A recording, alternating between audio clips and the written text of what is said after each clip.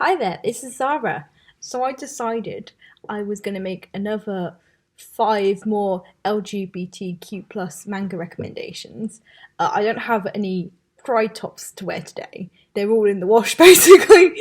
So I have this little cap though, so we're going to wear this instead. I think it suits the theme of the video basically. It looks kind of it looks too big for my head, but Yeah, so I just wanted to make a second video basically before Pride Month ends, just to give you five more extra recommendations.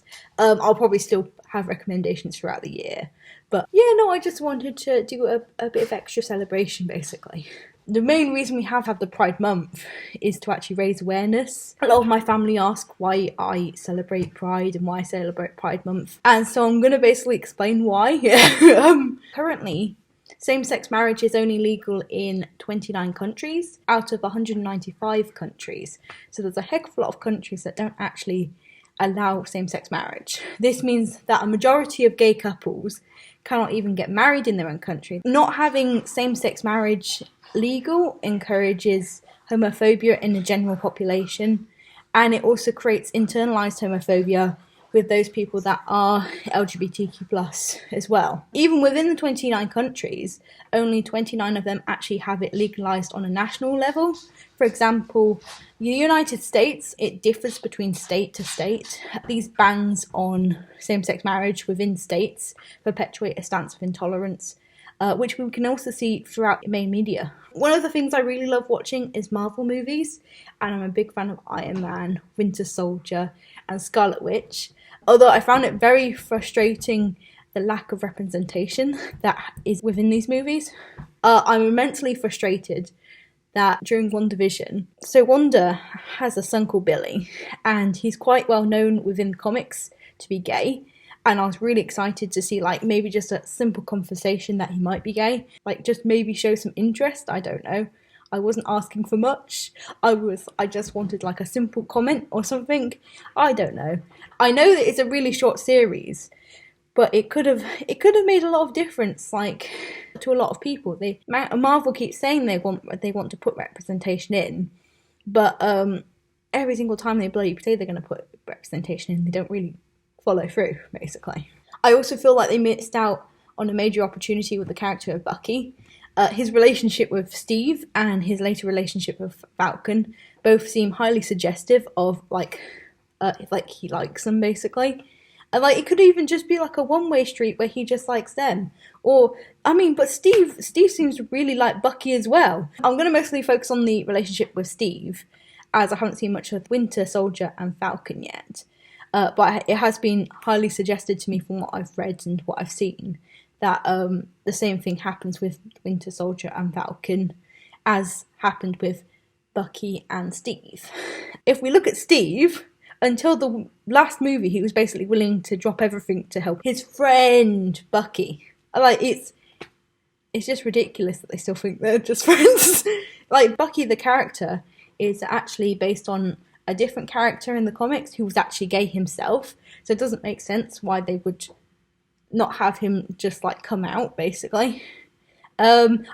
Steven even betrays his whole team to make sure Bucky's okay and just protect him. They cause a split, they cause a divorce within the Avengers because he wants to protect Bucky. If you want to learn about more of this, Rowan Ellis and Are They Gay are both really good channels that actually further discuss both of these relationships. I'm not doing them justice right now, I know I'm not. Some of the actual characters on screen that are meant to be LGBTQ+, include Deadpool, Valkyrie, Star-Lord, and Psylocke. However, none of them are actually represented or shown to be gay in the movies. You get a gay couple in Deadpool, number 2, but I don't understand why they don't just make Deadpool. Why do they keep fucking have his girlfriend keep coming back? His girlfriend comes back at the end of the second movie, and it's just ridiculous. I don't see the point in him having a girlfriend. I'm sick of it. I don't want romantic interests all the time. I want to have a good detailed story where you're not saving the woman all the time, and it's just ridiculous. Every single time there's a superhero movie, it's always they're saving the woman, and there's nothing more than that. I want to have a well-developed character with friends, and maybe then have like a side interest that's actually also quite interesting too. And like we had that with Steve and Bucky. We had that with Steve and Bucky. They were both well developed. They were adorable together. Like, it's just ridiculous. And then they suddenly give Steve a girlfriend, and it doesn't even make sense. And he suddenly starts kissing her, and it turns out, worst of all, that she's the niece of Peggy. And you just sat there and you're like, what the fuck? You're just what the fuck? It's just ridiculous. The only possible decent representation I've seen from Marvel is in Agent Carter. Howard Stark and Peggy Carter both speak about how much they miss and love Steve Rogers. When Howard started talking about being in love with Steve Rogers, I was like, what the fuck? Like, this was completely out of left field. But I was like, okay, you know what, this is really sweet, because then it leads to later development in the story where Howard is so obsessed with trying to get Steve back that he nearly bombs a city. It's because he's being hypnotized.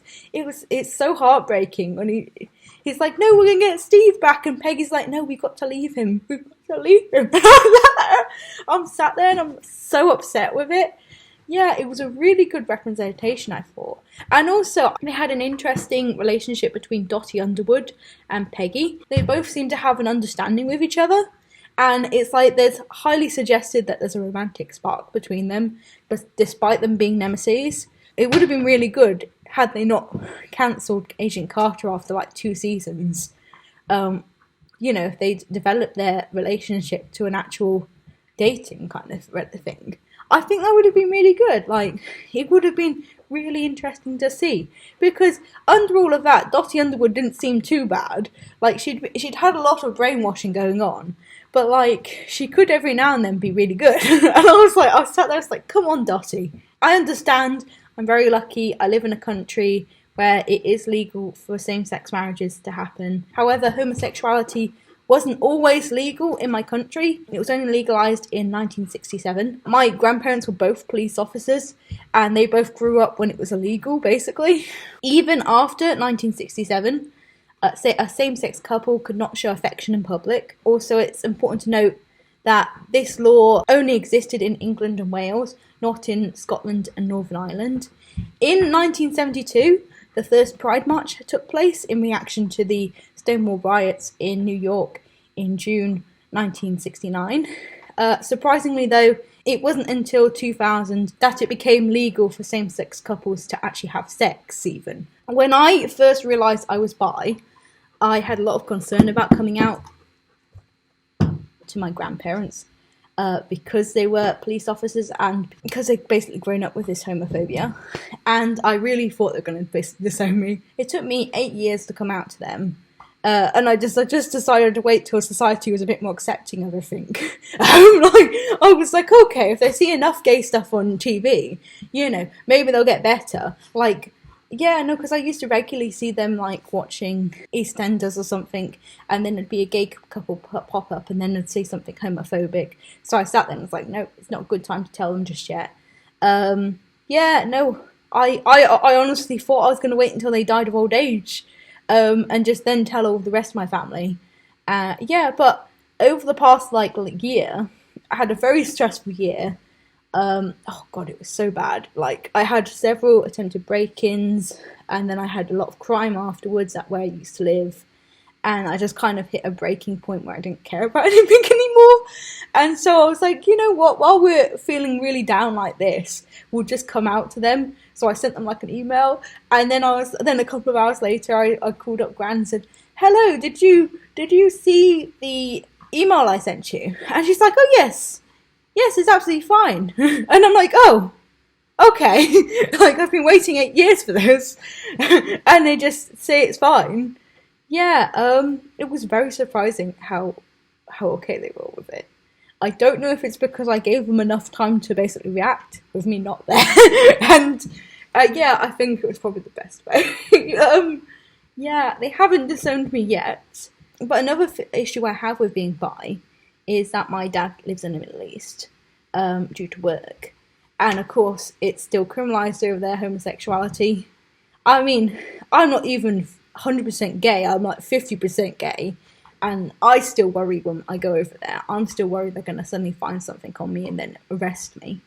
Like, yeah, no, I get very nervous whenever I visit him. I mean, there's also the rules of women over there as well, so that's just piling on top of each other. Oh, there's rules about women. Oh, and then there's rules about homosexuality. Great, fantastic, wonderful. I'm so happy I can go there, feeling so lovely and happy and free to say hi to my dad. You know, I do get really uncomfortable when I go there. Anyway, enough about talking about why Pride Month is important to me. I want to talk about manga recommendations. Woo woo woo woo woo! So my first manga I want to discuss is Doughnuts Under a Crescent Moon. This manga was published this year in February and is still running. I have only one volume of it, obviously, because it was only published this year. It was a really good start to the series, I thought. The story follows Uno Hinako, who is obsessed with makeup, fashion, and falling in love, in an attempt to make her feel normal. All of her attempts to fall in love have just been failing, and she's worried about being alone forever. During the manga, she becomes closer to a level-headed work colleague, Asahi Sato, who she becomes intrigued with after they sit on a bench after she's had like a breakup. And they share donuts together, which is really cute. Hinako reminds me a lot of myself. I think that's why I really connected with the manga. I'm not very fashion forward though, or go on dates often, but I do have a lot of self-esteem issues. I often kind of feel like I want to be in a relationship, but I'm kind of nervous because I'm bi. Because I'm bi, I don't want to just be kind of pandering to one side of who I am, and I feel like I'll be missing out on the other side. And then there's also like the problems of I have a lot of body issues. I also have a lot of mental health issues, so I don't want to kind of dump that on someone else, and it causes me to like when I'm interested in someone, it would cause me to sit there and calculate for ages, trying to work out, oh, okay, am I okay for this person, or am I going to be worthy of them, basically? And I'm sat there, I'm like, I don't think I am. I'm never going to ask them out because I feel like I'm going to be too much work for them, basically. I think also, like, I've seen how bad relationships can be in my past, and it's not been too great, so that really makes me cautious of dating at all as well. There is also a scene in the manga where Hinako talks to her inner self, and she calls herself defective, and that really spoke to me because I always feel like I'm defective. My mental health kind of really makes me feel like I'm very defective. Like, the depression, the autism, the anxiety, it's just piling up on top of each other. And it's just so fun to deal with, you know? I just generally like how they talked about her mental health and presented it in the manga. I thought they did it really well, and I thought it was very realistic, considering it's a fictional story. A lot of the mangas I suggested before, where they've discussed mental health, it's been like an actual person. So doing it in a fictional context, I think was really good. It worked really well. She discusses her loneliness as well at some points, and that was very understandable. The loneliness she feels is something that basically everyone deals with at some point, and I think it was a very good idea to write about it, because it's something that everyone can understand and relate to, especially with lockdown and COVID all happening at the moment. It was a really good time to put it out, basically. Her relationship as well with her mother and her friends was really interesting too, because they all seem to be pressuring her to get married or be dating someone, and it seems really interesting that when she becomes interested in Sato, she just kind of starts pushing back against this. And I'm like, yeah, you go, girl. You stop listening to that. It's peer pressure. I was really pleased when she started actually, thinking, oh, what do I want to do with my life? Instead of, oh, what do these people want to do? Like, how are they going to tell me how I'm going to lead my life? Yeah, no, I'm really happy when she actually starts to, like, kind of making her own way in the world, basically. I'm hoping for the next load of manga that they'll just slowly see her become more independent. I love seeing someone become independent and, like, accept that, you're going to be a bit lonely at some points, but, like, it's overall much nicer. Anyway, I'm just going to be talking about this recommendation for today. I'm going to do 3 videos talking about doing these recommendations because I've got a lot of stuff to chat about for all of these. I hope you have a good day. Take care. Goodbye!